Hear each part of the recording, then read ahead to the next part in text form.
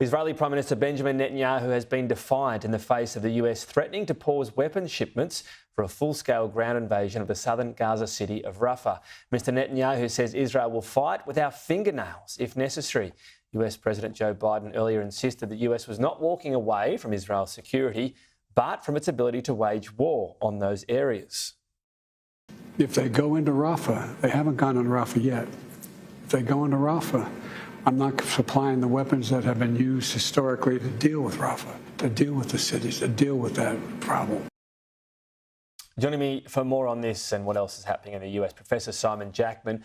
A really good delineation to make here is that weapons to continue the war, that's what the US is stopping. The Iron Dome system, which obviously helps it get attacks from or thwart attacks from all around the region, weapons and so on and supplies and funding for that continues.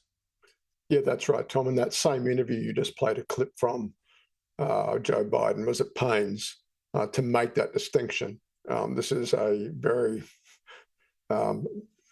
surgical, if you will, delineation between the weapons used for offensive operations in urban environments like Rafah, as opposed to keeping the Iron Dome system and missile defence in place.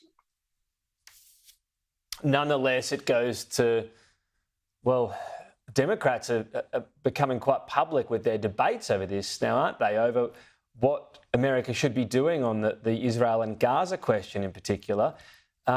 What do you make of this? Is this becoming a genuine flashpoint for Joe Biden? Yeah, absolutely, Tom. I would point to, look, I think there's been a bit of a sea change in the last 2 weeks in the United States. And I'd put the UCLA campus violence as sort of Exhibit A, and Columbia University and a lot of other universities as well. Think of an issue that's dividing the Democratic coalition right now, and it is this question. And when you're running a political campaign or about to start a re-election campaign, issues that divide your side of politics are not what you want to see oxygen being pumped into. And this issue right now, I mean, Biden would just so desperately want this to go away and start being able to talk about things that unite his side of politics rather than divide them. And I think we've entered a really difficult sort of period for the Democratic coalition. You've got Democratic members of Congress openly showing up at campuses and taking opposing positions on this issue. This is not what presenting a unified front to the American people looks like, as we are now. What are we? It's May. They're going to the polls in 6 months to elect a president of the United States. And one side of US politics is grappling with an issue that I wouldn't say is ripping them asunder at this point. This is not 1968 by any stretch.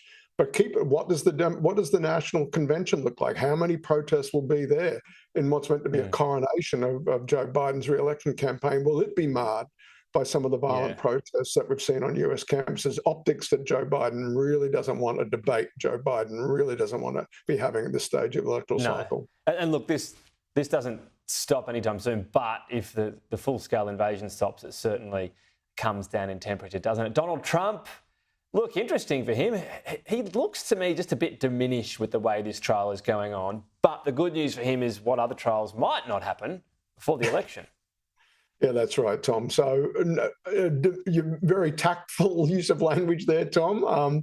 Diminished, no doubt, by what he's had to endure with the all things related to Stormy Daniels and hush money payments and fiddling the books to keep that hidden in a New York courtroom. But you're absolutely right. It's the dogs that haven't barked, the trials that haven't been run, I think are the big win for Donald Trump this calendar year. If you'd asked us December, January, what was 2024 going to look like, I'd say back-to-back appearances as a criminal defendant. That hasn't happened thanks to the Supreme Court, on the one hand, slowing things down, but also quite helpfully Judge Cannon in Florida, and a Trump appointee who randomly was chosen to preside over the Mar-a-Lago documents case. And that is on a ship to nowhere. Right now, she has indefinitely postponed a start date to the trial. She says she's got too many pretrial motions to have to deal with. And this matter has now been on her docket now for well over 9 months. And it's a real testament to sort of how Trump's judicial appointments have served him so well now out of office as a would-be criminal defendant in some of these matters. They're just not. There's no way that these matters are going to trial. I'd say before we get to the presidential election. And for Donald Trump, that is an almighty win. And the great irony about the Florida one in particular, it's a random process whereby judges are selected. And of all the judges to get, he got the one he had appointed, a judge with incredibly little trial experience, a judge who has been, I think, quite patently out of her depth when it comes to dealing with a case of this complexity involving classified documents and whatnot. Manna from heaven for Donald Trump, and just pure dumb luck in Florida, but a nice offset to what has otherwise been not a great week for him, having to endure some incredibly embarrassing testimony from Stormy Daniels herself in that New York courtroom.